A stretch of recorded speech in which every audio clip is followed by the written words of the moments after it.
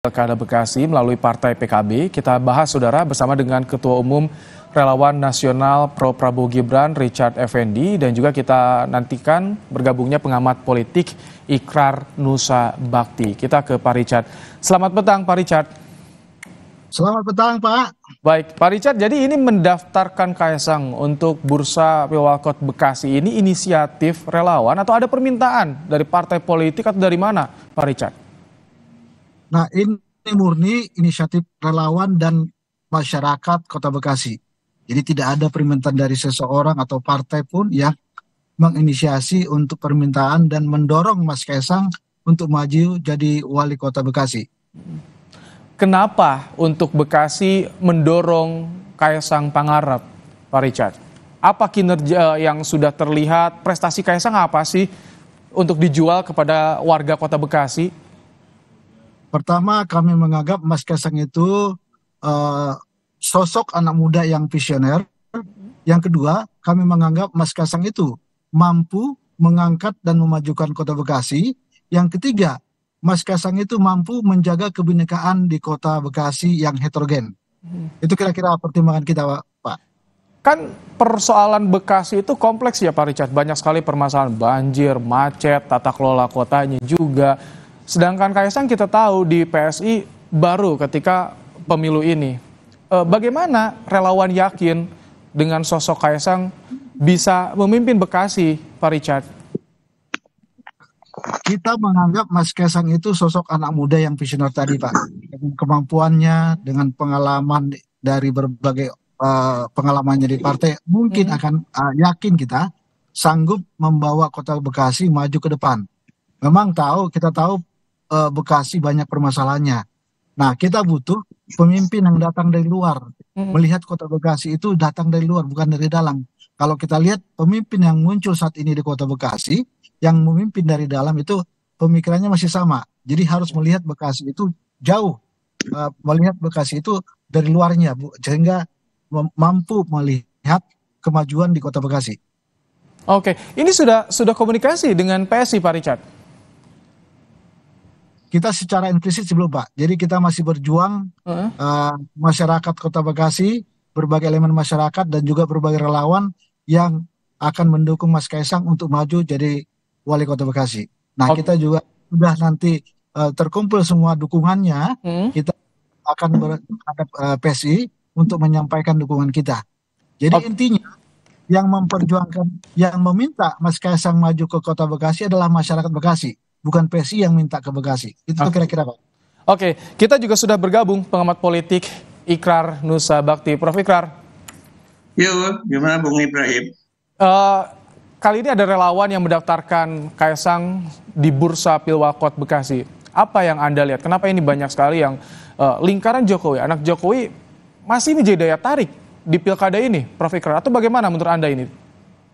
Ya, biar bagaimanapun selama bapaknya masih berkuasa sebagai presiden, tentunya anaknya masih punya power juga ya, termasuk juga influence dari atau pengaruh dari presiden tentunya masih ada ya.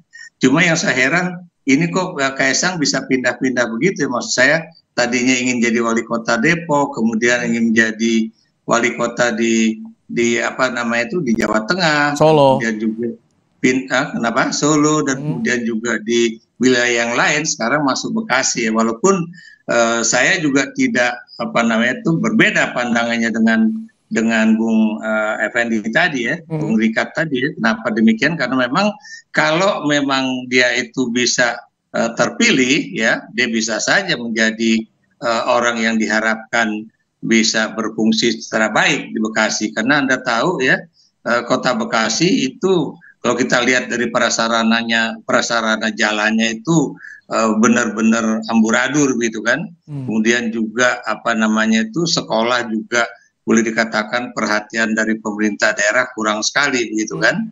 Demikian juga dalam kaitannya dengan persoalan-persoalan kesehatan ya, pelayanan kesehatan dan sebagainya ya. Kalau tadi ini katanya permintaan dari masyarakat Bekasi, dari relawan, inisiatif relawan juga, Prof. Ikrar. Masih jadi jaminan tentu lingkaran Jokowi ini bisa menata atau menjadi daya jual di pilkada ini? Saya tidak tahu pasti, apalagi nanti kan pada saat pilkada itu berlangsung, Jokowi sudah tidak lagi menjadi presiden ya.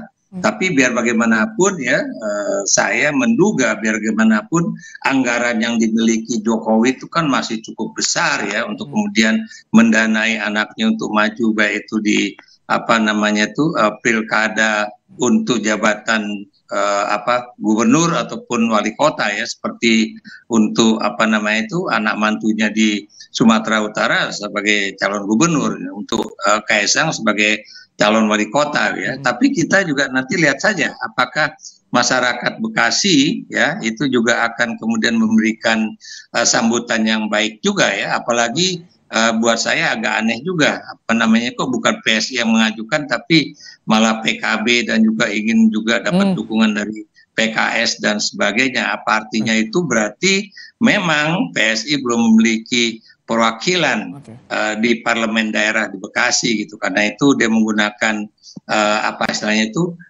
kendaraan lain ya yang dimiliki PKB atau PKS dan juga partai-partai lain gitu. Tapi ini juga aneh. Kenapa aneh? Karena kok bukan dari partai yang berasal dari 02, tapi malah yang berasal dari kita tanyakan, Prof. Ikrar ya, Pak Richard, kenapa PKB, kenapa enggak Golkar atau Gerindra yang biasanya sudah terbuka nih kalau pada keluarga Jokowi, berkaca pada kemarin Bobi Nasution, Golkar kan terbuka tuh. Nah, kenapa kita milih ke PKB? Nah, kebetulan PKB ini kemarin memberikan ruang untuk semua elemen masyarakat untuk mendaftarkan maju jadi calon wali kota. Yang kedua, saya lihat sosok struktural di PKB Kota Bekasi agak unik nih. Itu semua dipimpin oleh anak-anak muda.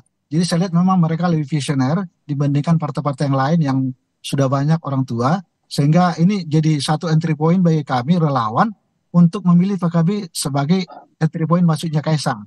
Nah, untuk partai-partai yang lain, menurut informasi yang kami dapat, mereka harus mendapat rekom. Nah, beda dengan PKB, dari bawah dulu, mendaftar dulu, baru berbicara dengan rekom, dipanggil oleh DPP PKB. Nah, itu yang melihat kami agak beda dengan partai-partai lain. Nah, pertanyaan tadi Pak Ikrar tadi, kenapa bukan dari PSI? Nah, kalau PSI yang mencalonkan PKB, mencalonkan Mas Kaisang, berarti PSI yang menginginkan Mas Kaisang yang jadi wali kota. Nah, ini yang menginginkan wali kota bukan PSI, tapi masyarakat Kota Bekasi. Nah, itu bedanya Mas. Kira-kira gitu. Tapi ke partai lain nanti akan juga buka komunikasi atau bagaimana? Atau ini akan mengadakan full kekuatan relawan nanti ketika sudah ada kendaraan dari partainya? Nah, sudah ini nanti kita akan bersafari ke partai-partai lain untuk meminta dukungan, untuk mendorong Mas Kaisang maju jadi wali Kota Bekasi. Kira-kira gitu, Pak. Oke, Prof. Ikrar, proyeksi apa yang bisa Anda tangkap, gambarkan ke depan dengan pencalonan kembali mendorong keluarga Jokowi, anak Jokowi, mantu Jokowi di pilkada? Apa yang kira-kira bisa terbayangkan nanti kepentingan politiknya? Ya, biar bagaimanapun saya masih menganggap bahwa ini adalah bagian dari dinasti Jokowi ya, walaupun memang untuk posisi Kaisang agak berbeda dengan Gibran. Kenapa demikian? Karena Kaisang bisa saja maju tanpa terjadi rekayasa hukum ataupun rekayasa yang lain ya, ataupun misalnya nanti akan menggunakan bansos beras dan sebagainya seperti yang juga sudah disitir oleh Gubernur Petahana ya, atau mantan Gubernur Sumatera Utara mengenai majunya Bobi di Sumatera Utara gitu kan. Nah, tapi kalau kita lihat ya, ini di daerah Bekasi, khususnya Kota Bekasi, Anda tahu yang banyak menjadi wakil dari Bekasi itu adalah kalau nggak salah Golkar ya, PDIP dan juga tentunya PKS ya. Dan kenapa juga misalnya relawan dari Jokowi itu tidak misalnya mencari dukungan dari PKS, karena biar bagaimanapun yang menjadi bupati di wali kota di Bekasi ini kalau nggak berasal dari Golkar, dari PDIP atau dari PKS atau koalisi di antara partai-partai tersebut begitu kan. Walaupun kita juga tahu Bekasi juga memiliki sejarah yang cukup suram mengenai wali kotanya ya. Kenapa demikian? Karena kalau nggak salah sudah paling tidak ada dua wali kota Bekasi itu kemudian terkena kasus korupsi begitu. Oke, Pak Richard, ini kan pendaftaran kemarin formulir diambil Senin siang ya. Ada 3 hari batas waktu untuk mengembalikan dan harus Kaisang langsung kalau serius untuk maju. Ini sudah ada komunikasi antara relawan dengan Kaisang dengan PKB Bekasi? Pertama gini, sorry, maaf nih Pak Indra, kita mau coba mematahkan dulu pendapat ini membangun dinasti Pak Jokowi. Nah, kami ini bukan mau membangun dinasti Pak Jokowi untuk mendukung Mas Kaisang maju ke Kota Bekasi. Ini keinginan murni dari masyarakat. Yang kedua, kita masih menjalin hubungan nih dengan PSI, juga dengan PKB. Nah, kita akan mengembalikan itu sesudah bertemu nanti dengan Mas Kaisang. Jadi kita masih mencari, kita lagi saat ini mau mencari waktu, momen yang tepat bertemu dengan Mas Kaisang bersama Pak relawan dan para elemen masyarakat yang mendukung Mas Kaisang untuk maju jadi wali kota Bekasi. Ini kapan? Karena kan deadline-nya besok berarti Pak Richard ya? Harus kembalikan formulirnya. Nah, kebetulan besok dan Jumat itu kan libur gitu ya. Dan memang itu jadi kendala juga bagi kami untuk bisa bertemu dengan PKB dan Mas Kaisang. Karena waktu itu adalah waktu libur nasional.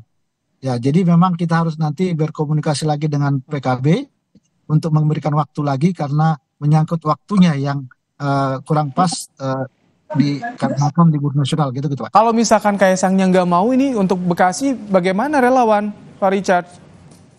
Nah, ini kan keinginan masyarakat Pak. Tidaknya Kaisang itu urusan Mas Kaisang. Tapi saya yakin dengan keinginan masyarakat, Mas Kaisang ini kan ingin memajukan Indonesia, ingin memajukan Bekasi. Saya rasa dia akan berpikir balik untuk menolak keinginan masyarakat. Itu kira-kira. Oke, Prof. Ikral, ketika ada dorongan dari masyarakat, apa yang bisa menguatkan Kaisang? Oke, pilihlah di Bekasi. Kira-kira ini mulus atau tidak nih pencalonan Kaisang ini, Prof. Ikral? Pertanyaan saya adalah apakah Kaisang juga memiliki KTP di Kota Bekasi? Apakah juga kemudian di dalam pilkada itu seorang calon wali kota, seorang calon gubernur itu memang harus bertempat tinggal di daerah tersebut ya? Kenapa demikian? Karena ini kan untuk caleg itu kan agak berbeda ya. Sebagai contoh misalnya tidak sedikit caleg-caleg di berbagai daerah itu sebetulnya tidak memiliki kartu tanda penduduk di daerah tersebut, tapi itu juga bisa terpilih daerah itu. Tapi kalau menjadi wali kota ataupun gubernur itu tentunya sepengetahuan saya itu pastinya harus memiliki KTP di daerah setempat ya. Apalagi kalau kemudian Kaisang itu kan terus terang ya, terlepas dari ada keinginan dari masyarakat bawah, tapi kalau dia sendiri misalnya tidak pernah tahu Kota Bekasi seperti apa ya, kondisinya bagaimana, problemnya seperti apa, akan sulit juga bagi dia untuk kemudian berkampanye untuk satu hal yang memang harus dia ketahui secara cepat ya, walaupun masih ada waktu antara bulan ini sampai November mendatang ya, untuk dia bisa mengetahui permasalahan-permasalahan di Kota Bekasi ini begitu. Baik, kita tunggu bagaimana apakah Kaisang langsung akan mengembalikan formulir menerima pencalonan sebagai calon wali kota Bekasi melalui PKB. Terima kasih Pak Richard Effendi, Ketua Umum Relawan Nasional Pro Prabowo Gibran dan juga pengamat politik Ikrar Nusa Bakti. Terima kasih telah menyampaikan pandangannya dalam program Kompas Petang sore hari ini. Saudara, Kompas Petang akan kembali dengan sorotan menarik lainnya. Hadirkan saya, Cynthia Rompas. Silakan, Cynthia. Ya, terima kasih Ibrahim. Saudara, isu penambahan nomenklatur kementerian pada pemerintahan Prabowo Gibran kini santer terdengar bertambah menjadi 40. Capres Ganjar Pranowo menyebut wacana 40 kementerian Presiden terpilih Prabowo Subianto tidak sesuai undang-undang. Kita bahas usai jeda, tetap di Kompas Petang.